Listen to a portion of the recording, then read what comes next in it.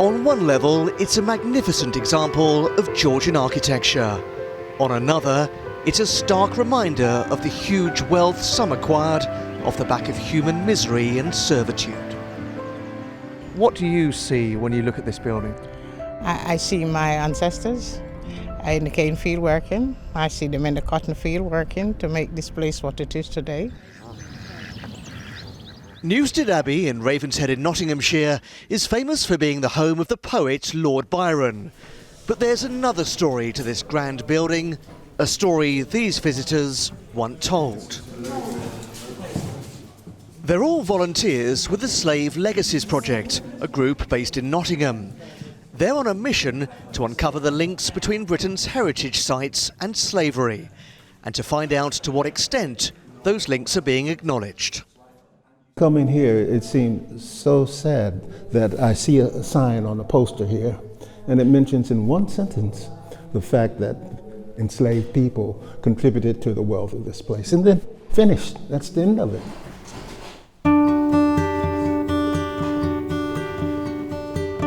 Newstead Abbey's connection with the slave trade is through this man, Colonel Thomas Wildman. He bought the house in 1818 when it was in a state of disrepair.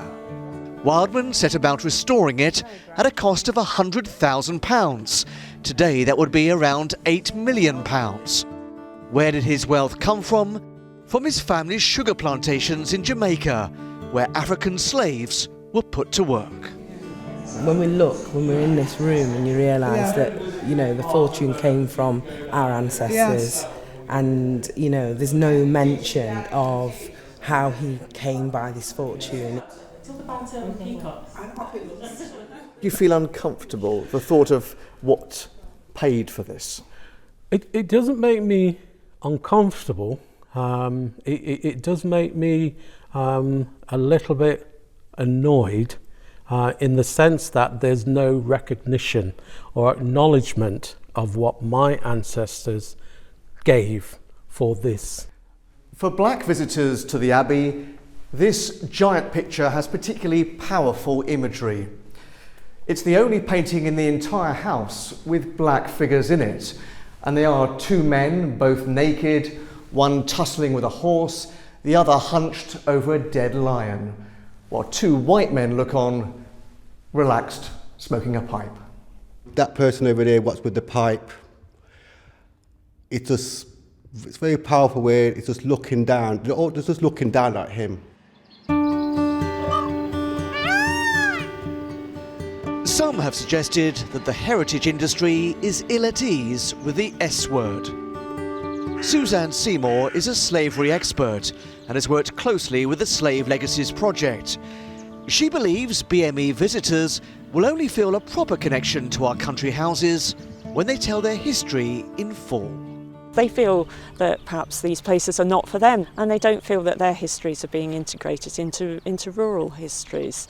So that's an enormously off-putting thing for people, and it shows how the failure to talk about the past can influence what's happening in the present. Sugar in the morning, sugar in the evening.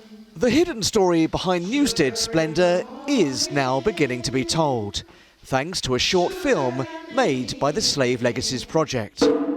Dear sugar, you make me bitter. Don't try and sweet me, you whip and you beat me. The film, called Blood Sugar, is now permanently on show at the Abbey, but the volunteers feel it's just a start. I would like to see a picture of all of us displayed somewhere in there to say that we were the ones who raised the awareness of our ancestors here, and I think the City Council and Newstead Abbey owe that to us. Yeah, we can do that. It clearly needs magnifying more, needs talking about more and discussing more. So it's been an incredible help to me to work with the group. You know, they're so passionate and knowledgeable. It's been a real privilege, actually. But of course, it's really important that we all see ourselves reflected in our national heritage. The guardians of our national heritage are promising to be more open about their colonial past. Groups like the Slave Legacies project will hold them to their word. When I come to this place and the gate man says, give me your cash, I'd like to tell him, I've already paid.